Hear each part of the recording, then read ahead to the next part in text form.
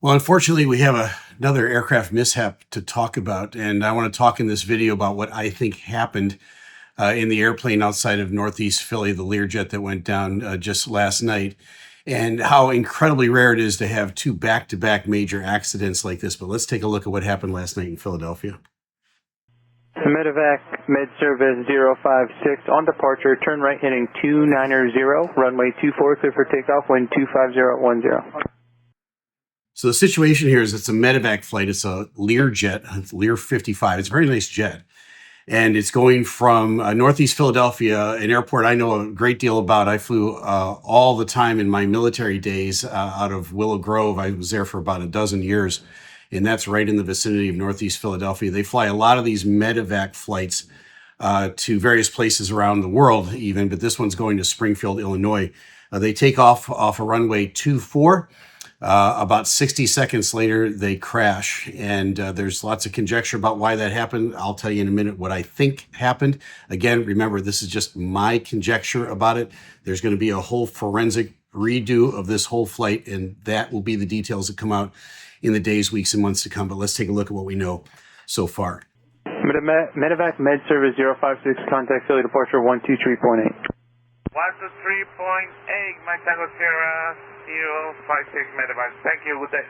Okay, let me stop it right there. So this is a routine departure out of any airport. It can take place anywhere around the world. And medevac takes off, and as soon as they're airborne, they're 400 or 500 feet above the ground when they get handed off to departure control.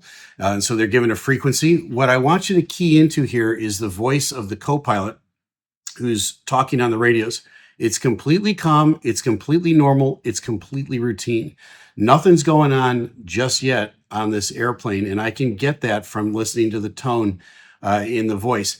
And remember, in aviation, there are three priorities, and they go in this order: aviate, navigate, communicate, in that order. So the first thing is make sure you fly the airplane. That's the aviate part. Keep the airplane, the blue side up, as we say in aviation. Navigate is the next thing. Where are you headed? Where are you going, right? That was an impact in the Reagan incident just at the beginning of the week. And then communicate. That's the third of your priorities. It's not the top of the list. And what's going to happen here is you don't hear another word from these guys.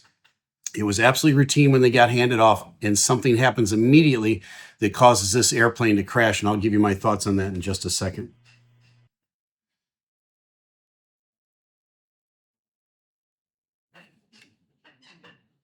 Med service 056 Philadelphia. Med service 056 Philadelphia. So Philadelphia is expecting the handoff from this medevac flight, and they don't hear anything from them. They never checked in. Something was going on in that cockpit that was preoccupying them, that from the time they got the handoff from tower to dialing the frequency and talking to Philadelphia, they were busy. They're probably doing a checklist. They're trying to handle whatever emergency it is that is now developed, and it developed that fast. Philadelphia is going to call them a couple of times. Tower's going to try him next. Medevac, med service 056, Northeast Tower, contact Philly 123.8. This is absolutely normal. They'll go back and forth between the tower and Philadelphia. You see over on the side of your screen here a schematic of the actual video of what's happening to this airplane.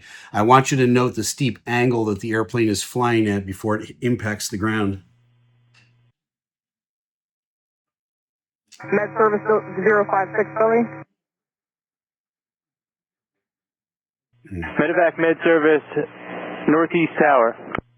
So they're going to continue to call this airplane. They've already crashed. They're never going to respond. And this is a tragedy. And again, we watch this and our hearts just go out to the people on board that airplane and the people on the ground as well. So what happened here? Well, we don't know a whole lot. And again, in the long run, we're going to find out the details. There's a couple of things that take place here. And I'm looking at the angle of the airplane as it hits the ground. That steep angle doesn't happen. The pilots can't create that. This isn't a matter of the pilot pushed over the airplane. It would be very hard to create that steep an angle from that altitude. Most likely, this airplane stalled. And now, what's a stall? A stall is not like in your car where the engine just stops running. A stall in an airplane is when the wing, the flow of air over the wing is disrupted. It stops flowing properly, and then that wing loses lift. Typically, when that happens, and again, there are several critical phases of flight. The most critical is the takeoff phase of flight. Why is that? You're the heaviest you're ever going to be. You've got your power pushed all the way up, and you're going slow. You're going to accelerate as you get up to altitude. You're going to reconfigure the airplane by bringing the landing gear up, retracting the flaps and those sort of things. So the airplane becomes even more aerodynamic. So at this point, they're at the most, what we would call in aviation, the most critical phase of flight. And something happens to disrupt the lift over the wings. That's my conjecture on this. At that point, the nose of the airplane, which is kind of up like this, is going to drop steeply. It's going to fall through. One of the wings is going to stop creating lift, and the airplane's going to either go on its back, or the nose is going to come sharply down. And that's where you get that steep angle now that you see on the screen where they impacted the ground. Now, if you're up at altitude and that happens, you have altitude to lose to recover, because the air will start flowing back over that wing as the nose drops through. When you're this close to the ground, there's no time to recover. And that's what happened to these folks, I think.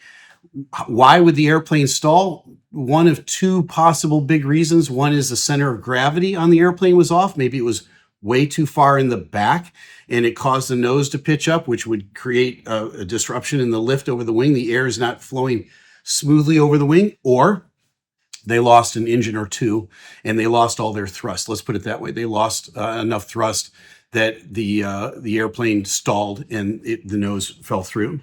So at this point now, we're not going to get anything else from Philadelphia or anybody else. I do want you to look a couple times at the angle of this flight, and I want you to understand that this airplane didn't get airborne for more than about 60 seconds. When we look at its flight path, it comes straight off of runway 24. It's climbing out straight ahead, as it would have been cleared to do. At the very end of this video that we just watched, there's a little veer to the left before they impact the ground, and that would be characteristic also of a stall. The left wing was the one that probably dipped down first. The nose fell through, and the airplane went just slightly off to the left. I'm grabbing a lot from just a bit of the video here. But again, it's very sad. Now, what does this have to do with the accident outside of Reagan? Well, the two most critical phases of flight, obviously, are taking off and landing. Now, where the two incidents are really totally different is that there's a lot to look at in the DCA accident. The regional jet was in a very tight airspace. They were cleared to land. The airspace in front of them, behind them, and on both sides of them belongs to that commercial jet. The helicopter was talking to the tower. They accepted visual separation rules from the tower. They said they had the airplane in sight. And my conjecture on that video was they were looking at the wrong airplane. They thought they had visual separation on the airplane. The only problem was it wasn't the airplane the tower was talking about. That's human error. Again, we're going to find out in the weeks and months ahead what actually happened, but I think that played a huge factor in it. In this one, we simply don't know. All we know is that the co-pilot had a completely normal voice, and from the time he got handed that frequency to start talking to departure control, something happened, and it happened quickly. It happened so quickly that the airplane stalled, in my opinion, and then just did that nosedive down into the ground. Now, the question that's going to come back to all of us is this: is it safe to fly? And I've been inundated with emails and texts over the last few days. Captain Steve, tell us it's safe to fly. And the answer is absolutely yes, it's safe to fly. Look, I want you to put this in perspective. Every day, all around the world, there are tens of thousands of departures, takeoffs, and landings all around the world. That goes on day after day, week after week, month after month, year after year. The last time there was a major airline accident in this country, in the U.S., with fatalities was over a dozen years ago. I can't even remember the last time there was a mid-air collision like there was at DCA this week. It's been decades since that has happened, and there have been millions of flight events that have gone on in between that. The problem is when two accidents take place so close to each other, boy, it really makes us nervous. And I understand that, folks. I get that. You're asking me, is it safe to get on an airplane? Here's what I'm going to tell you. I'm about to get on an airplane tomorrow. I'm going to fly from Charlotte Douglas International Airport all the way over to London, and I'm going to bring 300 of my best friends with me. It's absolutely safe to get in an airplane. Your pilots are exceedingly well trained. They are very seasoned and very experienced. And again, the system has not failed. These are just two coincidences that took place so close to each other. Yeah, it does make us kind of nervous, and I understand that. If you can, come along with me tomorrow night. I got the 8:30 departure out of Charlotte Douglas. I'm headed to London, and we're going to have a good time together. Hopefully, I can put all my passengers at ease before we depart, because I understand how nervous this gets. But as I always say at the end of my videos, I want you to fly safe. And folks, you can rest assured that the system is okay and you can fly safe. Well, there's my thoughts on it. I'm Captain Steve.